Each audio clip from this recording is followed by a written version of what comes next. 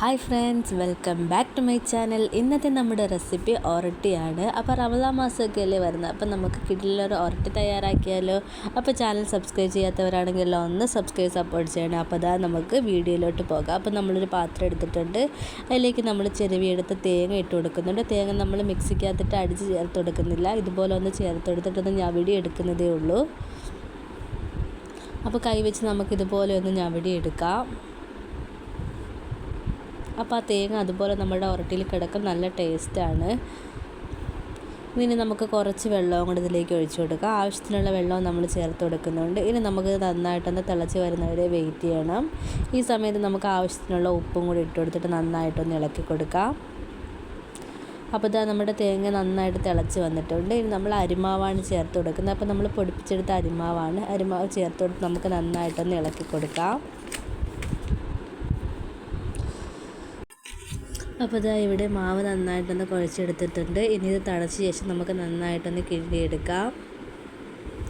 അപ്പോൾ ഇതാ മാവ് തണുത്ത് വന്നതിന് ശേഷം നന്നായിട്ടൊന്ന് ഇതായിട്ട് വെച്ച് കുഴച്ചെടുത്തിട്ടുണ്ട്. ഇനി നമുക്കിത് ഒരേ ബോൾസാക്കി എടുക്കണം.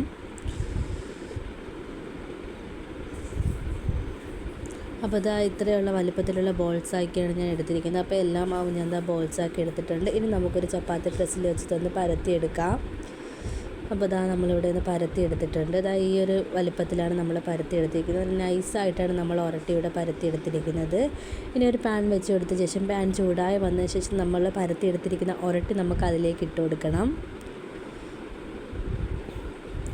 അപ്പോൾ ഇതാ ഉരട്ടിയുടെ ഒരു സൈഡ് ഒന്ന് മൂത്ത് വരുമ്പോൾ നമുക്കൊന്ന് മറിച്ചിട്ട് കൊടുക്കാം. എന്നിട്ട് ഇതുപോലെ ഒന്ന് താത്ത് കൊടുക്കുമ്പോൾ നന്നായിട്ടൊന്ന് പൊള്ളി വരും.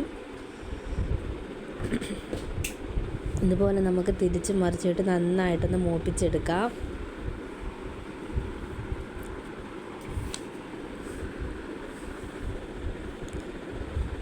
അപ്പോൾ ഇതാ ഉരട്ടി നന്നായിട്ട് മൂത്ത് വന്നിട്ടുണ്ട്.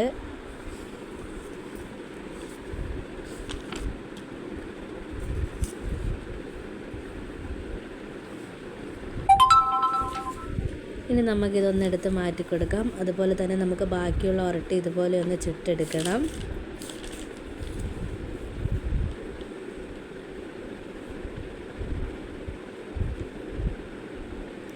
അപ്പോൾ ഇതാ ബാക്കിയുള്ള ഉരട്ടി നമ്മൾ ഇതുപോലെ തന്നെ ചുട്ടെടുത്തിട്ടുണ്ട്. അപ്പം നമ്മൾ വളരെ ടേസ്റ്റി ആയിട്ടുള്ള ഉരട്ടി ഇവിടെ തയ്യാറായിട്ടുണ്ട്. വളരെ എളുപ്പത്തിൽ നമുക്ക് തയ്യാറാക്കാൻ പറ്റിയ റെസിപ്പിയാണിത്. ഒന്ന് ട്രൈ ചെയ്ത് നോക്കണം. അതുപോലെ തന്നെ ഫീഡ്ബാക്ക് അറിയിക്കാനും മറക്കല്ല്. ഇഷ്ടപ്പെട്ടാൽ ലൈക്ക് ചെയ്യാനും അതുപോലെ തന്നെ ഷെയർ ചെയ്യാനും മറക്കല്ലേ. ഇതുപോലുള്ള റെസിപ്പിയുമായിട്ട് ഇനിയും കാണുന്നതുവരെ bye and thank for watching.